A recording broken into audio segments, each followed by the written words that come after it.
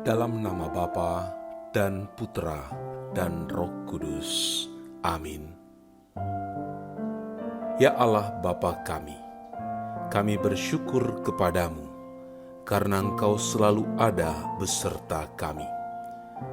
Engkau hadir dalam setiap firman yang kami baca dan renungkan. Kami mohon penerangan Roh Kudus-Mu agar segala perhatian dan akal budi kami terarah kepadamu lewat firman dan renungan yang akan kami dengarkan saat ini. Semoga dengan mendengarkan dan merenungkan sabda-Mu, kami memperoleh kekuatan untuk menghadapi hidup kami sehari-hari. Dengan pengantaraan Kristus Tuhan kami. Amin. Tuhan bersamamu dan bersama rohmu. Inilah Injil suci menurut Yohanes. Dimuliakanlah Tuhan. Sekali peristiwa, Yesus berkata kepada mereka, "Bapa-Ku bekerja sampai sekarang, maka Aku pun bekerja juga." Sebab itu, orang-orang Yahudi lebih berusaha lagi untuk membunuhnya. Bukan saja karena ia meniadakan hari Sabat, tetapi juga karena ia mengatakan bahwa Allah adalah Bapanya sendiri, dan dengan demikian menyamakan dirinya dengan Allah. Maka Yesus menjawab mereka, katanya, "Aku berkata kepadamu, sesungguhnya anak tidak dapat mengerjakan sesuatu dari dirinya sendiri, jikalau tidak ia melihat Bapa mengerjakannya. Sebab apa yang dikerjakan Bapa, itu juga yang dikerjakan anak. Sebab Bapa mengasihi anak, dan ia menunjukkan kepadanya segala sesuatu yang dikerjakannya sendiri. Bahkan, ia akan menunjukkan kepadanya pekerjaan-pekerjaan yang lebih besar lagi daripada pekerjaan-pekerjaan itu, sehingga kamu menjadi heran. Sebab sama seperti Bapa membangkitkan orang-orang mati dan menghidupkannya, demikian juga Anak menghidupkan barang siapa yang dikehendakinya. Bapa tidak menghakimi siapapun, melainkan telah menyerahkan penghakiman itu seluruhnya kepada Anak, supaya semua orang menghormati Anak sama seperti mereka menghormati Bapa. Barang siapa tidak menghormati Anak, ia juga tidak menghormati Bapa yang mengutus Dia. Aku berkata kepadamu, sesungguhnya barang siapa mendengar perkataanku dan percaya kepada Dia yang mengutus aku, ia mempunyai hidup yang kekal dan tidak turut dihukum, sebab ia sudah pindah dari dalam maut ke dalam hidup. Aku berkata kepadamu, sesungguhnya saatnya akan tiba dan sudah tiba, bahwa orang-orang mati akan mendengar suara Anak Allah, dan mereka yang mendengarnya akan hidup. Sebab sama seperti Bapa mempunyai hidup dalam dirinya sendiri, demikian juga diberikannya Anak mempunyai hidup dalam dirinya sendiri.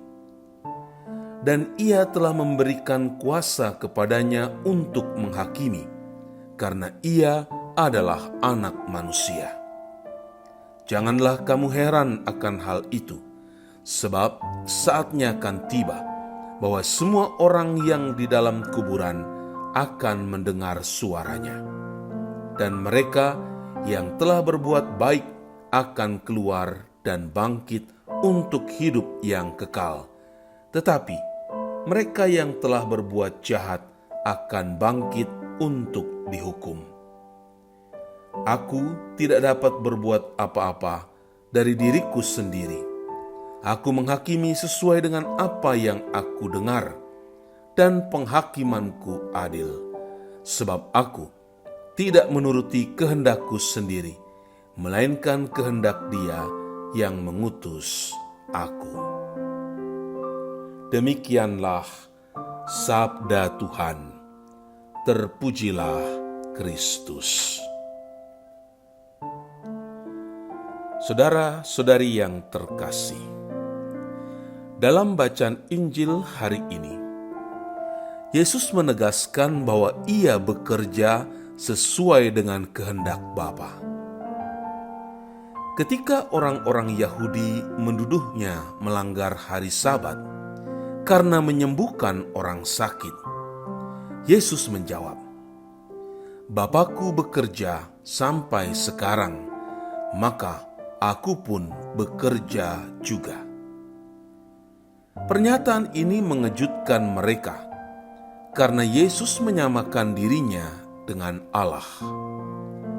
Bagi orang Yahudi, hanya Allah yang memiliki otoritas untuk bekerja pada hari Sabat. Dan dengan mengatakan bahwa Ia juga bekerja, Yesus menunjukkan hubungan istimewanya dengan Bapa.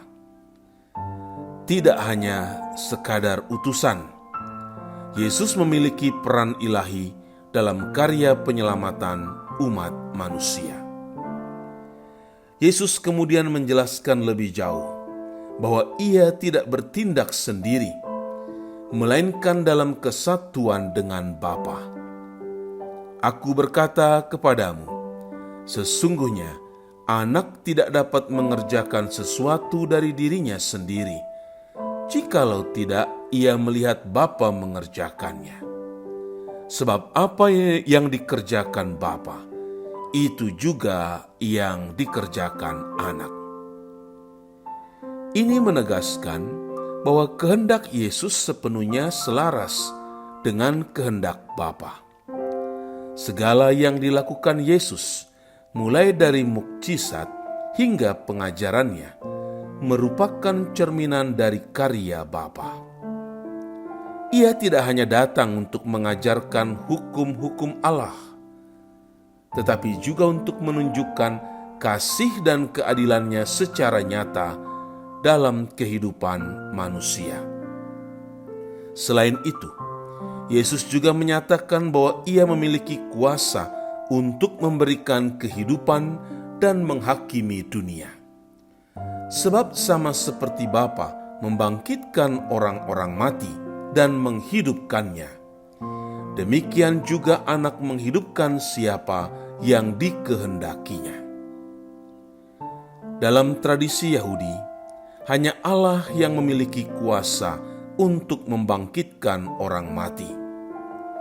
Dengan menyatakan bahwa Ia juga memiliki kuasa tersebut, Yesus menegaskan bahwa dirinya memiliki peran dalam rencana keselamatan Allah. Kuasa untuk membangkitkan orang mati ini tidak hanya merujuk pada kebangkitan di akhir zaman, tetapi juga pada kehidupan baru yang ditawarkan Yesus kepada setiap orang yang percaya kepadanya. Kemudian, Yesus menegaskan bahwa Ia memiliki wewenang untuk menghakimi dunia.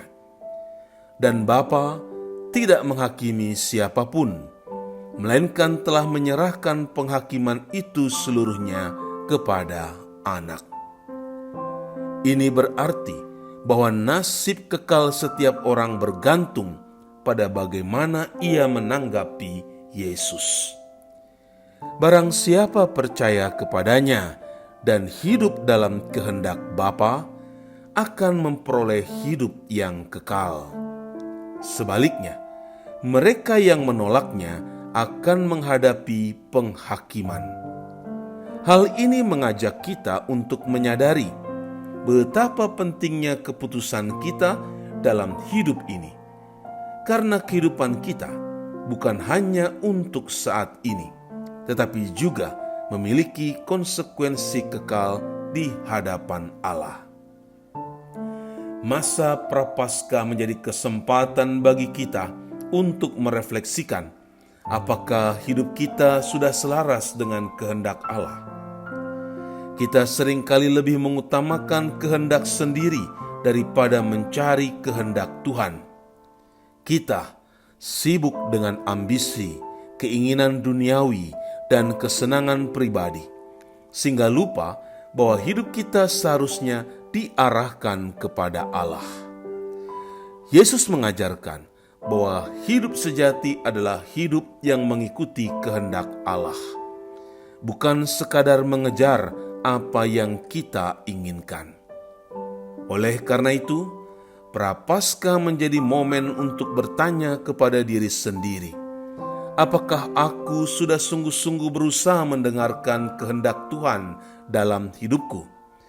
Apakah aku sudah lebih banyak berdoa, membaca kitab suci, dan membiarkan firman Tuhan membentuk cara berpikir dan bertindak? Pertobatan sejati bukan hanya tentang meninggalkan dosa, tetapi juga tentang menyerahkan diri sepenuhnya kepada kehendak Allah. Salah satu cara untuk mewujudkan pertobatan adalah dengan mendekatkan diri kepada Tuhan dalam doa yang lebih mendalam.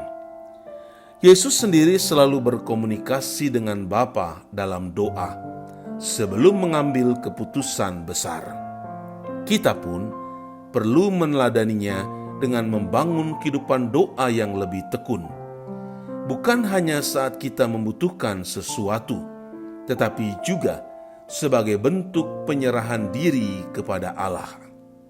Selain itu, kita juga bisa melakukan tindakan nyata seperti menerima sakramen tobat yang menjadi sarana untuk memperbarui hubungan kita dengan Allah.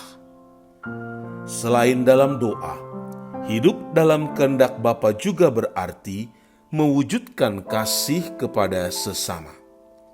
Yesus tidak hanya berbicara tentang kasih, tetapi juga menunjukkan kasih itu dalam perbuatannya, menyembuhkan orang sakit, menghibur yang berduka, dan mengampuni yang berdosa.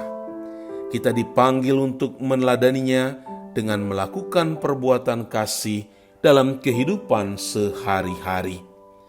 Kita bisa memulainya dengan hal-hal sederhana, seperti membantu mereka yang sedang mengalami kesulitan, memberikan waktu untuk mendengarkan orang lain yang membutuhkan dukungan, serta berusaha untuk hidup dalam keadilan dan kebenaran. Marilah kita menggunakan masa Prapaskah ini sebagai waktu untuk semakin mendekatkan diri kepada Allah dan hidup dalam kehendak-Nya. Kita diajak untuk menyerahkan hidup kita sepenuhnya kepada Tuhan dan membiarkan Dia membimbing langkah kita. Dengan mengikuti teladan Yesus yang selalu taat kepada Bapa, kita pun akan menemukan makna sejati dalam hidup dan memperoleh bagian dalam kehidupan kekal yang dijanjikannya. Allah Bapa yang Maha Baik, semoga kami senantiasa dibangun dalam kesatuan dengan Dikau sebagai sumber kehidupan dan keselamatan kami. Ajarilah kami untuk merasa lapar dan haus akan sabda-Mu, sehingga kami selalu mencari Dikau dalam kehidupan kami sehari-hari. Dengan pengantaraan Kristus Tuhan kami. Amin. Allah Bapa kami, penuntun kehidupan, Engkau telah menuntun Abraham menuju tanah terjanji. Engkau juga menuntun bangsa Israel menuju tanah Yerusalem melalui tangan Musa. Kini kami umat-Mu keuskupan Padang sedang berjalan bersama dalam sinode kefikepan menuju keselamatan yang Engkau janjikan dalam diri Putra-Mu Yesus Kristus. Tuntunlah peziarahan hidup kami dengan kuasa Roh Kudus-Mu, agar kami tetap tabah, sabar dan setia menghadapi kesulitan dan tantangan hidup. Bimbinglah kami supaya mampu berjalan bersama, saling meneguhkan dalam iman, harapan, dan kasih. Bunda Maria, doakanlah kami putra-putrimu sepanjang sinode kefikepan ini berlangsung. Ya Bapa, Engkau kami sembah dan muliakan, kini dan sepanjang masa. Amin. Tuhan bersamamu dan bersama rohmu. Semoga saudara sekalian dilindungi, dibimbing dan diberkati oleh Allah yang Maha Kuasa, Bapa dan Putra dan Roh Kudus. Amin.